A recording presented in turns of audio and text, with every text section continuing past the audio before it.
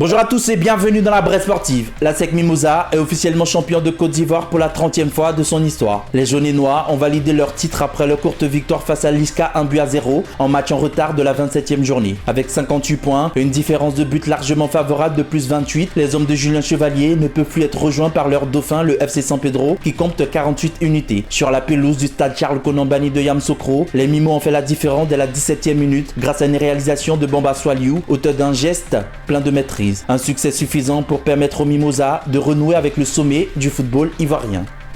Le technicien de la SEC Mimosas, Julien Chevalier, n'a pas caché sa satisfaction après ce nouveau titre. L'entraîneur français s'est dit plus heureux que soulagé. Heureux, je peux pas dire que soulagé, heureux quand même. Parce que c'était une bataille de longue haleine, même si on le sentait arriver maintenant. Donc ça diminue un petit peu la tension autour de ce sujet. On s'y préparait, mais on savait qu'il fallait qu'on fasse les efforts d'aller le chercher. On a manqué l'occasion le week-end dernier, mais il y avait des bonnes raisons et finalement le pari a payé. Et puis là maintenant on va le savourer tous ensemble. Il y a beaucoup de joueurs, j'ai fait le point ce matin, il n'y a que deux joueurs qui étaient avec nous au dernier titre. Ben, lui qui a été champion de l'autre côté, mais il y a peu de joueurs qui ont été champions, donc c'est un super premier trophée pour eux. Donc on va le savourer, récupérer parce qu'on a d'autres ambitions pour la fin de la saison. Adiaké FC valide son ascension dans l'élite du football ivoirien. Les hommes du Sud Comoé ont assuré leur montée après une victoire convaincante face à l'US Fermier, 2-0 lors de la 24e journée. Dominateurs dans le jeu comme dans les résultats, les Adiakéens ont fait preuve d'une grande régularité dans le groupe A. Cette promotion intervient après 9 saisons passées en Ligue 2.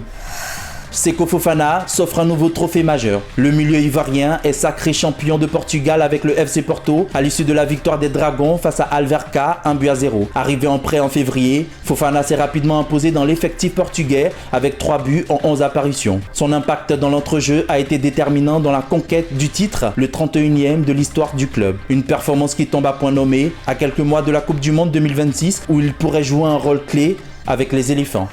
Le meeting Gabriel Thiako s'annonce comme l'un des grands rendez-vous sportifs de la semaine. Prévu le 6 mai au stade Alassane Ouattara de Bimpe, cette 24e édition réunira des athlètes venus d'une dizaine de pays, entre autres le Nigeria, la RD Congo, le Congo-Brazzaville, le Sénégal, le Ghana, le Togo, le Niger, le Bénin, le Burkina Faso et la Côte d'Ivoire. Avec désormais 11 disciplines au programme, la compétition gagne en envergure et en attractivité. Chez les têtes d'affiche, on retrouvera notamment Marie-Josée Tallo-Smith, Atussi Ségué ou encore Traoré Chekna. Au-delà de la performance, ce meeting se veut une vitrine du potentiel ivoirien tout en rendant hommage à Gabriel Thiako, premier médaillé olympique du pays.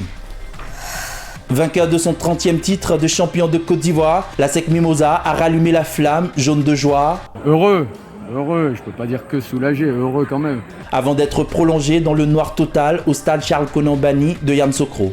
C'est une sacrée performance cette année, peut-être plus que d'autres titres avant. À SEC, c'est vraiment le club jaune et noir.